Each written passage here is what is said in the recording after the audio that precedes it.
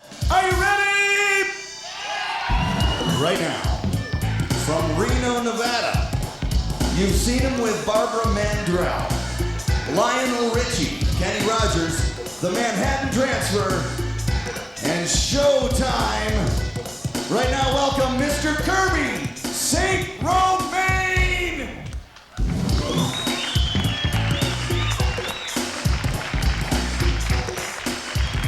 All right. The magic voice of Spin, who is somewhere in Pocatello, Idaho. I don't know what he's doing there, but I guess he's having fun. Welcome, everyone. My name's Kirby St Romain. That's Kirby, like the vacuum cleaner. St Romain, like Catholic lettuce. It's a weird name, isn't it? I thought I'd give you some word associations you could remember. It's one of those Cajun French names. I'm from Louisiana. That's where I was born. That's not what's important. What's important is I'm the world's foremost authority on noise pollution. An ever-increasing problem in our world today, ladies and gentlemen, noise pollution. You know what I'm talking about? Like when they come pick up your garbage at 5 o'clock in the morning?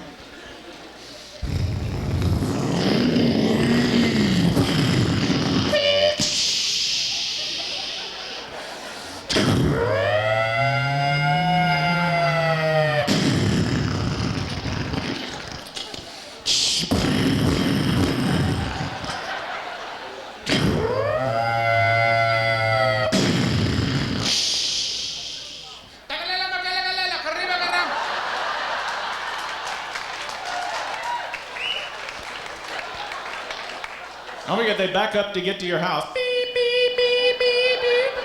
Every dog for a mile. That's noise pollution, friends. That's abuse is what that is. We shouldn't have to put up with that kind of stuff, right? We gotta fight back, right? We gotta do something about this, right? So what do you want to do? I don't know what to do. Everyone's got a suggestion, but nothing works. We're stuck with the garbage man. Sure makes you mad, though, doesn't it? I'm not normally a violent person until I hear the garbage man. Then something snaps. I want to fight back. I want to do something. I want to be Clint Eastwood. Slide open the bedroom window.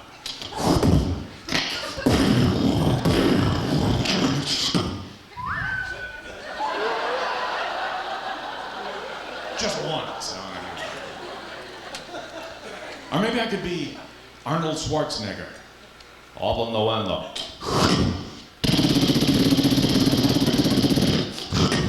They won't be back.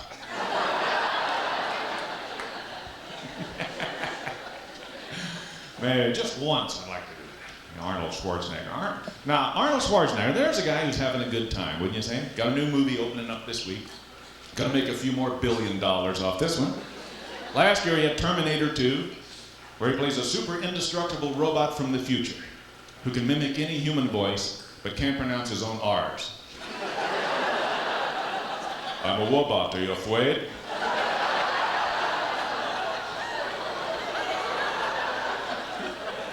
Ladies and gentlemen, beneath all those muscles, Elmer Fudd. Here it is. Oh, we gotta make another movie now?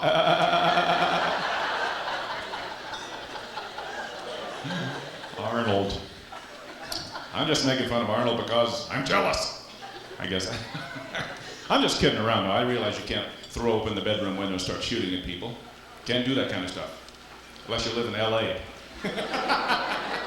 We have any people here that have lived in LA? Applaud.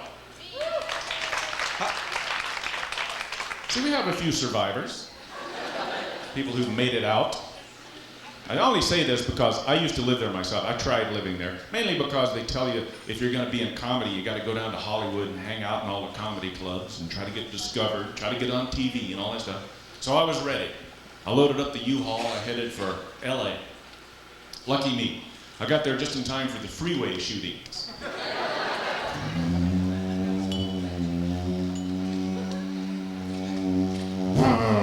Hey, beep beep.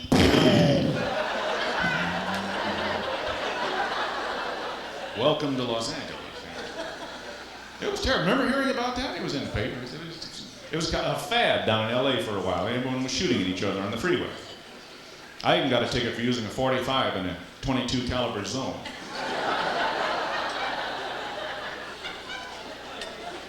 Instead of those green lights that tell you when to go on the freeway, they just had a guy standing there and said, pull!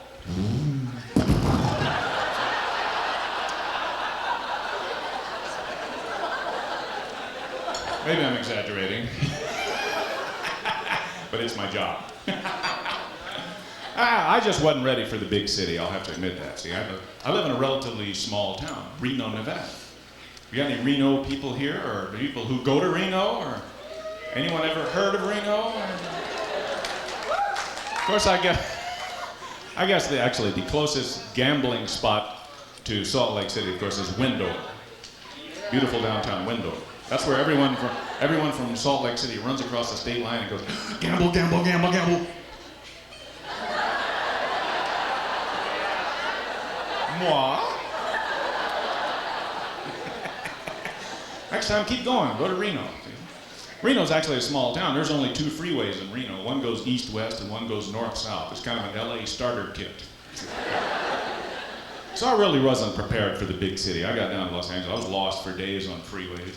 Didn't know where I was going, where I'd been. Traffic jams, thousands of cars sitting there. Everyone's sitting there looking at each other. You start trying to carry on a conversation with the other people, and the car's next to you.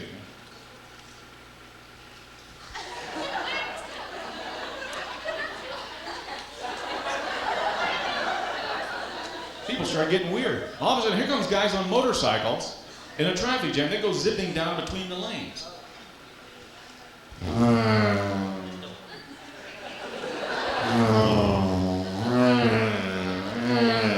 Made me want to open up my car door.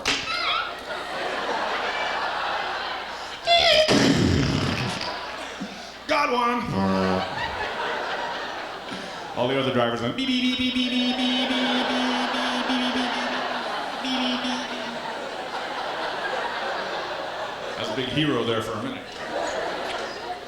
Oh, sorry, pal. Climb here with me and wait for a while, why don't you? Hell, you'll be healed by the time traffic moves. Amazing what we put up with in everyday life, isn't it? See, I pay attention to this kind of stuff, especially the noises and the sound effects, because that's my job. I do noises and sound effects. I don't know how to explain that to you. It started a long time ago. I was one of those weirdo kids that made noises all the time. You might know one. You might have one. You might be one. That was me. My folks were always getting mad at me, trying to get me out of the house because I was making all this noise. Hey, boy, here's some money. Get out of here. Go to the movies or something. You're driving us crazy. It would backfire on them because I'd come home from the movie with new sound effects. You know? That was a big deal to me. I loved war movies. Those were my favorite. If there was a war movie showing, I'd be the first one down there. I love tanks and airplanes and bombs, machine guns, and all that stuff. Great sound effects. Saturday morning, I'd jump up, throw on my clothes, hop on my bicycle, be the first one down there. Run inside, upstairs, sit in the balcony, eat popcorn. Movie's over. I'd run home, lock myself in my bedroom, and make weird noises till I fell asleep at night.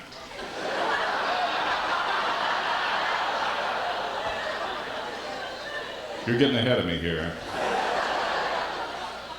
Next thing I know, there comes Mom. Little Kirby? You little weirdo? The hell's going on in there?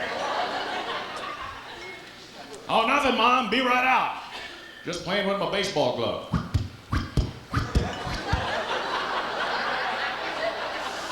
She fell for that story every time. Consequently, I'm nearly blind from playing with my baseball glove. So.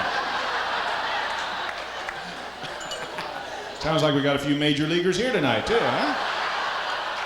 Yeah, start our own team. Practice tomorrow morning, 9 o'clock. Well, if I wasn't up there warming up the old mitt, I was in the backyard. My dad had built me a sandbox in the backyard, see? I'd drag out my big box of Army toys and recreate the movie that I had just seen. Army toys. You know, you guys know what I'm talking about, right? Remember the Army toy? At one point, when a boy is growing up, our most prized possession is that collection of Army stuff. Tanks and jeeps.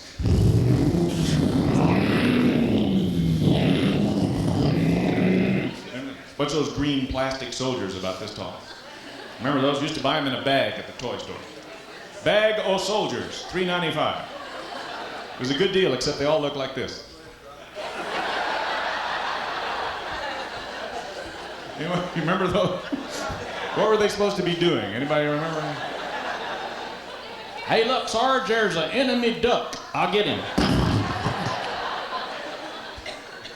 Army of the future. Sarge, I tore my pantyhose.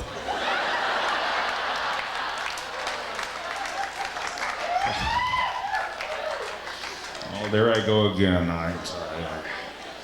Next thing you know, the gays will be picketing the place. I don't know. I just don't know how to deal with this thing. You know, I spent a weekend in San Francisco. There were 4 drive-by spankings while I was there. This is ridiculous tonight. I just don't know how to deal with this. I'm sorry. I didn't have to worry about that stuff when I was a kid, though. I was just out in the backyard with my army toys. See, that's the only place I wanted to be. Be out there in my imagination, my army toys, my own little backyard battleground.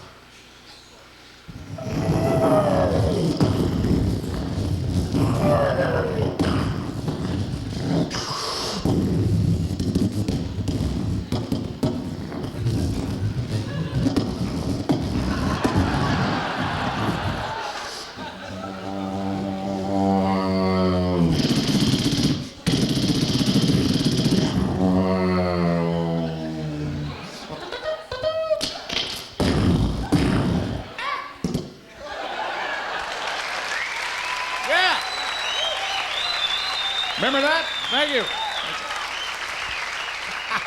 Thank you. All right, those were the days, huh?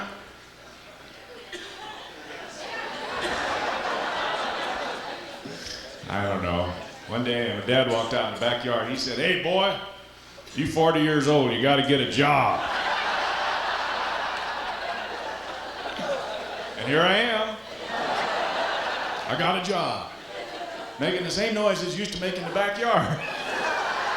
And getting paid for it. What a country. Actually, I was out in the backyard one day, and I was playing with my army toys, and a very strange thing happened. I had a visit from a UFO, just like the movies.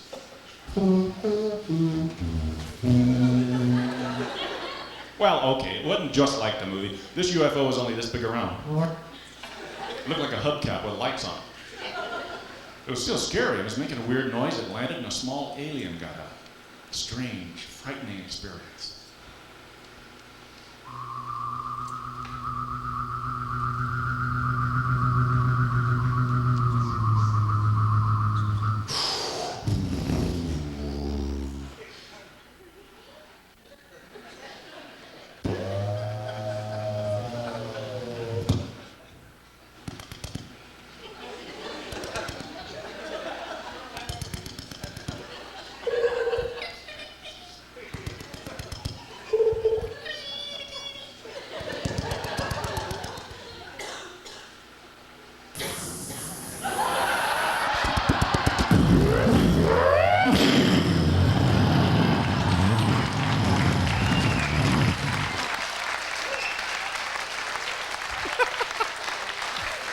Whoa! It's the last time I ever set foot in that sandbox.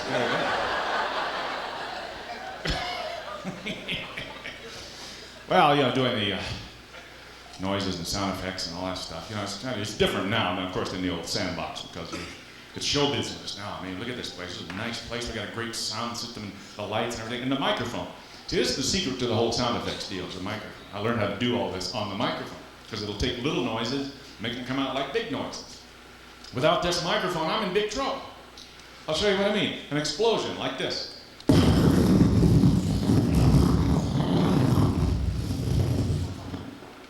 Without the microphone, sounds like this.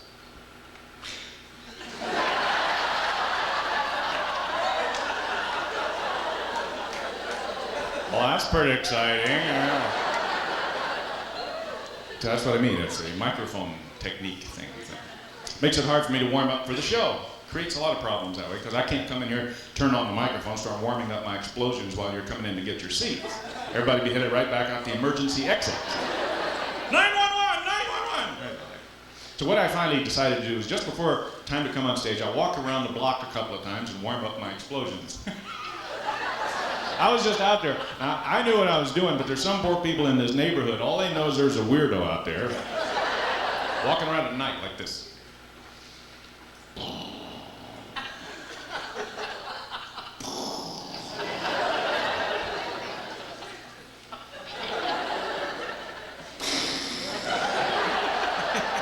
Lady said, "Get the children away from him. The guy's going to throw up. Let's get out of here." Of course, now I've noticed that no matter what size city I go to, big, small, no matter what, there's always at least one guy that walks around the downtown area like this.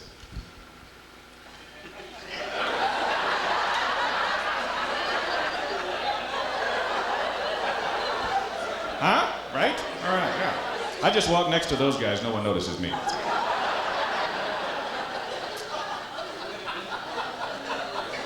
I'll be the first to admit that noises and sound effects can get you in trouble sometimes. I kind of feel like this is like group therapy, so I'll tell you a little story. See, I used to be kind of a rowdy character. I've calmed down. I behave myself nowadays. I used to be kind of a party animal, kind of wild and crazy. I was always doing something that would get me in trouble with my wife. As my dad would say, I spent most of my life in the doghouse. My favorite kind of things were like go out and watch the Monday night football game with the boys and come home and try to explain that the game went into overtime for 5 hours. Oh, that's amazing. But actually, what I really liked to do was come home and try to sneak into the house as quietly as possible so that she was asleep and she wouldn't know what time I really got home. And that way I could creatively adjust the time the next day. You see. It never seemed to work, though. I can still remember 2 o'clock in the morning, and here I would come.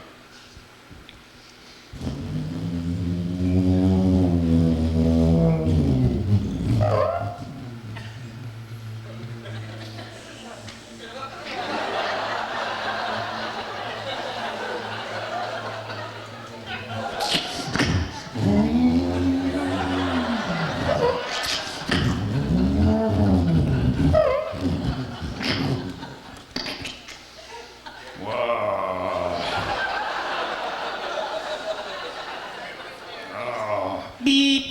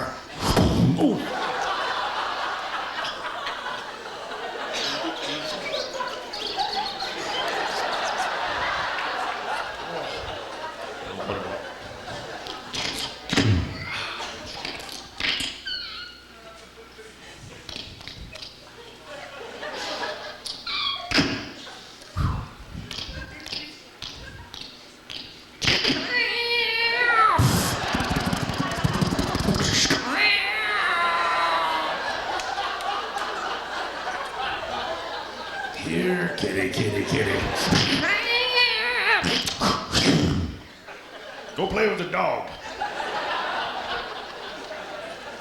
Damn, I hate that cat. One of these days, I'm gonna get rid of that cat. Take him on top of a tall building. Fly, be free.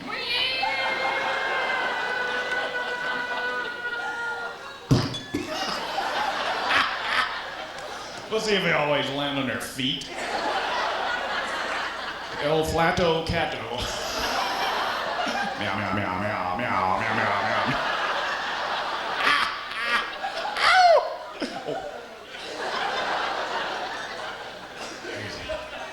All right.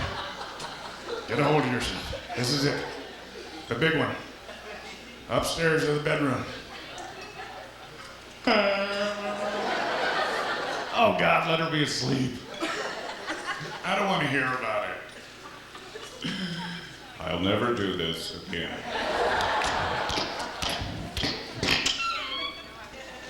You asleep, sweetie pie? Hey! Hold it! Put the gun down. What are you doing, woman? It's me.